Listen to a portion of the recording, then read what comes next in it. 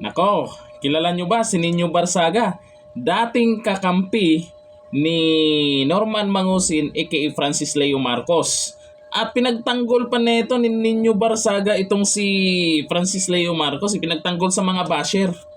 Eto nga oh. Alam nyo, doon sa mga basher ni Francis Leo Marcos, ha?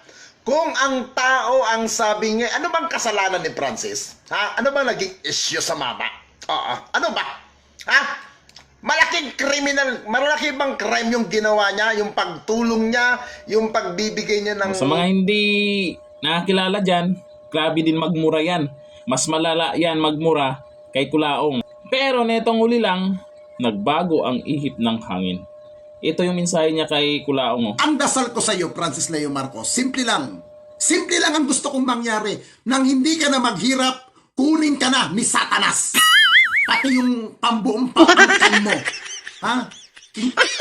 Francis Leo Marcos. Kamusta kayo mga kababayan?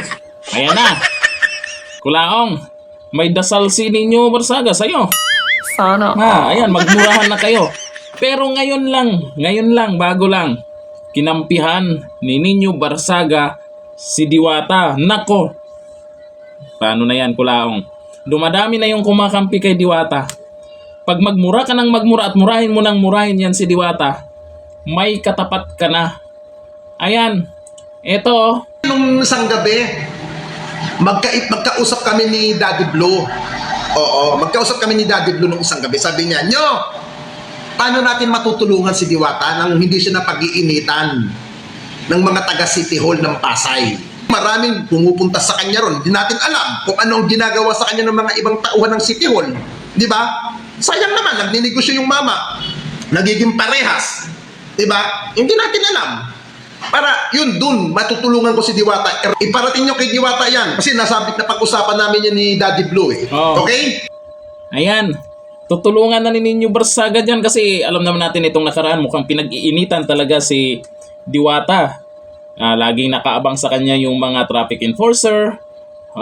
Ngayon, hindi pa naibigay sa kanya yung, di ba may mga permit kailangan, na kumpleto na lahat pero hindi pa na-release sa kanila. Maraming mga pinagdaanan si Diwata dyan sa Pasay.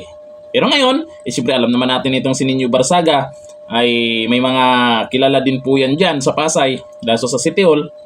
Ayun, tutulungan niya si Diwata.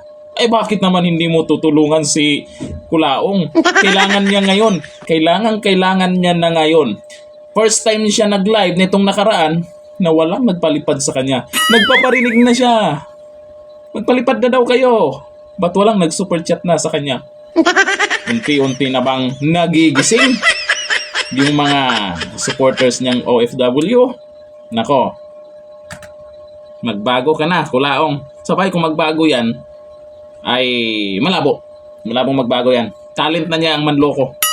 Talent na niya ang magmura, manlait, at kung ano-anong kasinungalingan ang lumabas sa bunganga niya.